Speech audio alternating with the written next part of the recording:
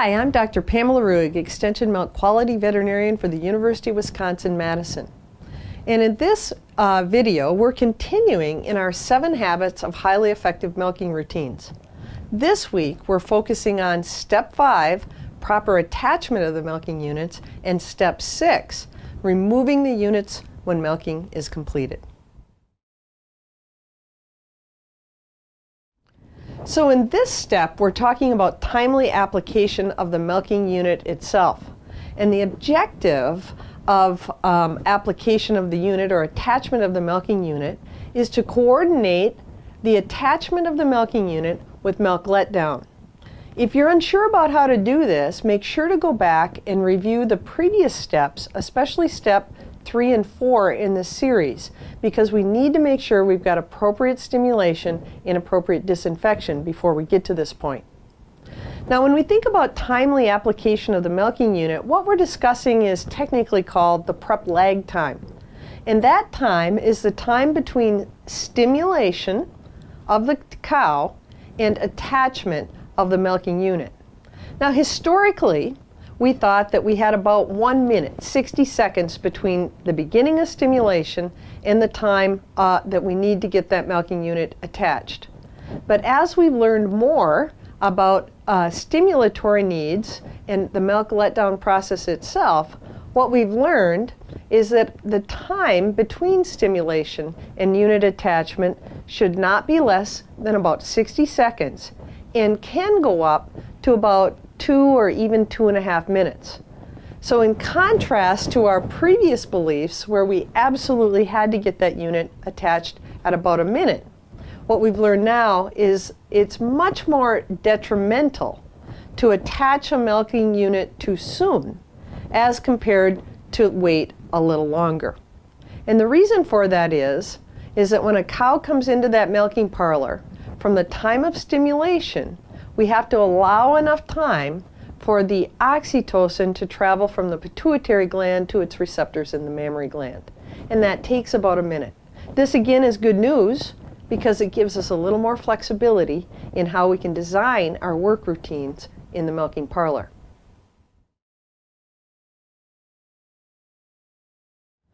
I want to just expand a little bit on the importance of understanding the milk letdown process.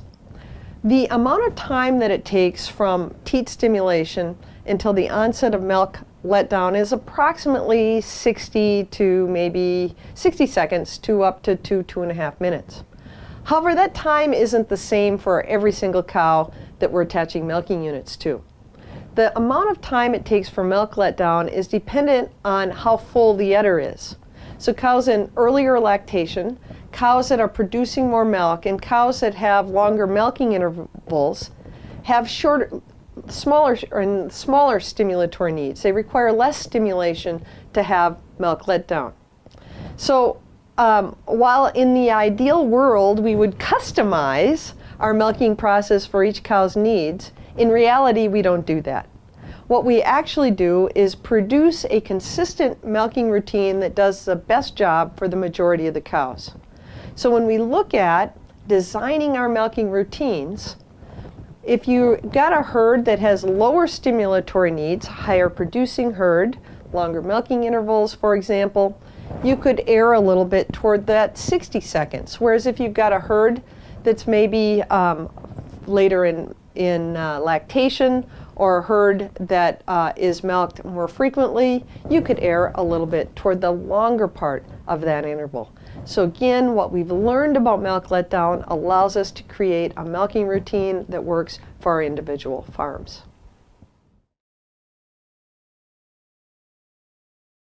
So I want to spend just a minute talking about the actual mechanical steps of attaching that milking unit.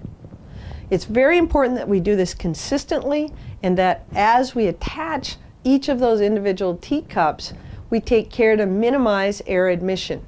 We normally do that by keeping the short milk tubes bent back over the ferrules of the cluster, and then we raise the individual teat cups toward each teat and rapidly attach it, minimizing the amount of air that gets sucked into that unit during the process. Now, there's different ways that we attach milking units depending on the configuration of the milking parlor. And we have to take that into account when we work to ensure that the alignment of the milking unit with the udder is properly done. In a herringbone milking parlor, the claw outlet should be aligned and pointed at the head of the cow. In a parallel milking parlor, the claw outlet comes out between the legs, and in most instances in parallel parlors, we need to have some sort of device on that long milk hose that allows us to properly align that unit so it hangs square on the udder and so we have complete milk out. And if you happen to be milking in a stall barn, that long milk hose should hang behind the shoulder of the cow.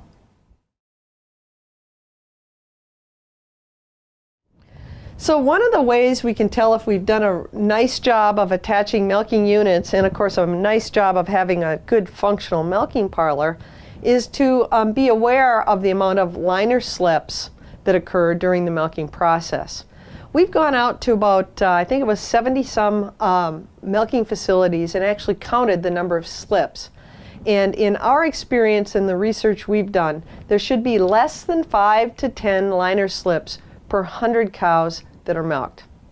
Another thing we've looked at is the amount of time that the milking unit is reattached.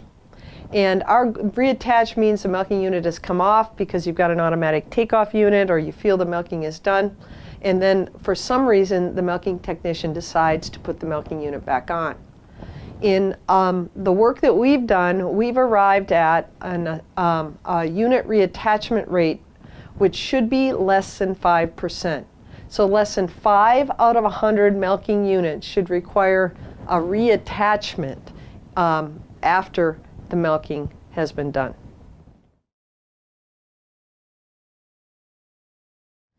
So when we've decided what all the components of the pre-milking prep and the attachment are, then we have to come up with our work routine amongst the people in the parlor. And there's a variety of work routines that are acceptable and can achieve very good milking performance. And all of those work routines have several things in common. The principles that we want to achieve with our work routine in the parlor is we need to have that routine designed to allow us to achieve 10 to 20 seconds of stimulation to allow milk letdown. That's normally achieved through the forestripping process. We want to have a 20 to 30 second contact time of the pre-dip on the teat skin before it's dried off. We want to have a 60 to 120 second prep lag time, time between stimulation and unit attachment. And we need to have a routine that allows time for all of these things to be accomplished and let the workers walk between the cows and effectively dry the teats. In most parlors, parallel parlors or herringbone parlors, these principles are best achieved by a territorial milking routine where parts of the parlor are the responsibility of an individual milker to perform all the steps. Now, a rotary parlor is obviously different, but we recommend the use of territorial routines such as are demonstrated here. So when we're evaluating a parlor work routine and the components of that, the things we're looking for are, is forestripping effective for stimulation and detection of mild cases of clinical mastitis? Is the pre-dip in contact with the teat skin for a long enough time, that 20 to 30 second minimum time, to have an effective kill rate? Are the teats being properly dried, so if we took a gauze swab across that teat end, it'd come back as that teat cleanliness score 1? And is the milking unit being attached within the proper time period so that we can have that milk letdown coordinated with that unit attachment? In most instances, in most parlors, we're going to be able to achieve that in working in groups somewhere between 3 to 6 cows per milker in a territorial type of routine.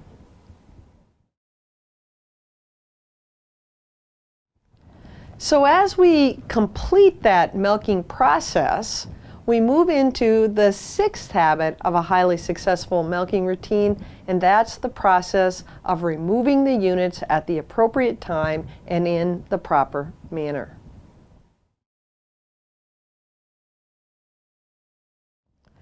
So the fundamental question that comes up when we talk about removing milking units is, what does it mean for milking to be complete?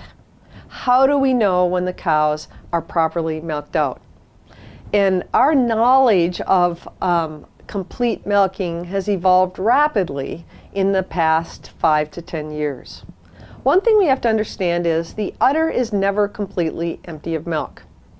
After we complete the milking, milk continues to be produced. So there's no reason to try to remove all the milk from the udder. It's never going to be empty of milk.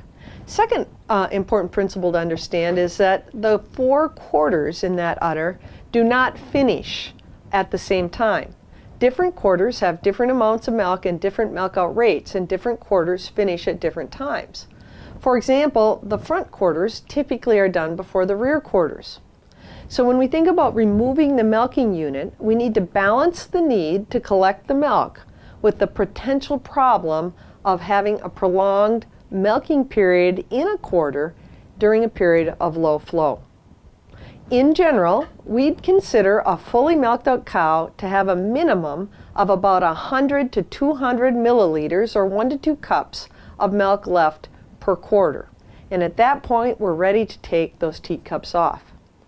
The current recommendations for most farms are to remove the milking unit when flow drops below about 1 to 2 pounds of milk per minute. That's about 500 milliliters, or a half to 1 kilogram of milk per minute. That's a very safe recommendation for the time when the milking unit can be removed. And we never recommend that you hand strip or machine strip those udders, trying to get every last drop of milk out of them before you remove that milking unit. The risk of that is much greater than any potential benefit that you'd have by extracting extra milk.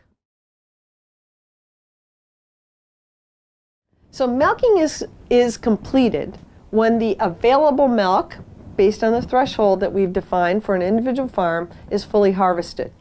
And so what we want to emphasize is that we want to consistently remove that milking unit when we reach that threshold. And the best way to do that is to have the use of an automatic takeoff unit, or as it's said in other regions, an automatic cluster remover, do the actual removal process itself. Now, automatic takeoff units are found in the vast majority of milking parlors and in at least half of tie stall operations. We recommend their use for 2 reasons. They increase the throughput in a milking parlor, and they increase the consistency of that takeoff process. And then finally, they're also an advantage to the use of automatic takeoffs because they free up the milking technician's labor to allow them to do a better job of focusing on teat dipping and pre-milking cow preparation. So we highly encourage the use of these automatic takeoff units. Now, if you've got automatic detachers, one thing we want to make sure that we do is use them properly. And the proper use of an automatic detacher means that we use that automatic detacher at least 95% of the time. When manual detachment is used for one reason or the other, we want to make sure that it's used only on cows that'll benefit from that, and that should be rare. Research we've done out in the field on commercial dairy farms show that farms that use manual detaching on more than 10% of the milkings have a higher proportion of teats that have hyperkeratotic lesions. So our threshold should be 90 to 95% of the detaching should be done using that automatic detacher unit.